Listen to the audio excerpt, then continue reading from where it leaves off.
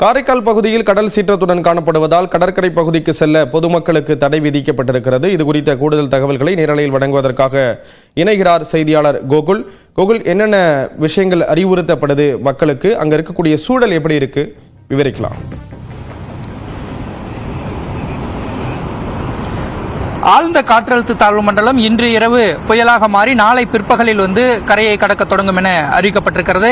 இதனால் கடற்கரை பகுதியில் இருக்கக்கூடிய அந்தந்த மாவட்டங்களில் பல்வேறு பாதுகாப்பு நடவடிக்கைகள் மேற்கொள்ளப்பட்டு வருகிறது. குறிப்பாக இந்த சென்னையிலிருந்து புதுச்சேரி இடையே இந்த புயல் கரையை கடக்கும் என கூறப்படுவதனால் கடலோர மாவட்டங்களில் விட்டு தரைக்காற்றுடன் இன்று மழை பதிவாகும் என தெரிவிக்கப்பட்டிருக்கிறது. காரைக்கால் கடற்கரையை பொறுத்தவரை பொதுமக்களுக்கு தடை விதிக்கப்பட்டு அந்த கடற்கரை செல்லக்கூடிய அனைத்து சாலைகளிலும் காவல்துறையினர் இரும்பு தடுப்புகளை அமைத்து தொடர் பாதுகாப்பு பணியில் ஈடுபட்டு வராங்க. அதே போல அந்த கடற்கரையில் செயல்பட்டு வந்த சிறிய கடைகள், விளையாட்டு உபகரணங்கள் போன்ற அனைத்தும் அங்கு செயல்படாமல் தற்பொழுது தடை விதிக்கப்பட்டிருக்கிறது. அதனால் பொதுமக்களும் உள்ளே யாரும் செல்லாமல் அவர்களை காவல்துறையினர் தடுத்து வருகிறார்கள்.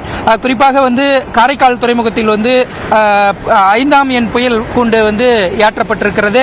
இதனால் அந்த பொதுமக்களுக்கு போதிய எச்சரிக்கையும் வழங்குவதோடு இது தொடர்பாக ஏற்கனவே புதுவை மாவட்ட ஆட்சியர் அனைத்து துறை அதிகாரிகளுடன் கலந்துரையாடல் கூட்டத்தை நடத்தி, ஆய்வுக் கூட்டத்தை நடத்தி அனைத்து ஏற்பாடுகளும், அதாவது பாதுகாப்பு ஏற்பாடுகள் உரிய முறையில் செய்வதற்கு ஏற்கனவே உத்தரவிட்டிருக்கிறார். குறிப்பாக இந்த காற்றழுத்த தாழ்வு நிலை புயலாக மாறும் என்ற முன்னெச்சரிக்கையை கருத்தில் கொண்டு தொடர் மழையினால் ஏற்படும் பாதிப்புகளை தடுக்கும் வகையில் அதேபோல எந்த விதமான இழப்புகளும் ஏற்படாத நோக்கத்தில் நெருக்கடியான சூழ்நிலையில் எதிர்கொள்ள அனைத்து துறையினரும் தயார் நிலையில் இருக்க வேண்டும் என புதுவை மாவட்ட ஆட்சியர் கேட்டுக்கொண்டு, அதேபோல மழைக்காலங்களில் இந்த பொதுமக்கள் தங்கக்கூடிய நிவாரண மையங்களான பள்ளிகள், கட்டிடங்களை தயார் நிலையில் வைக்கிறதோடு நிவாரண மையங்களில் தங்குவோருக்கு தேவையான உணவுப் பொருட்களையும் தயார் நிலையில் வைத்திருக்கிறதுக்காக உத்தரவிடப்பட்டிருக்கிறது.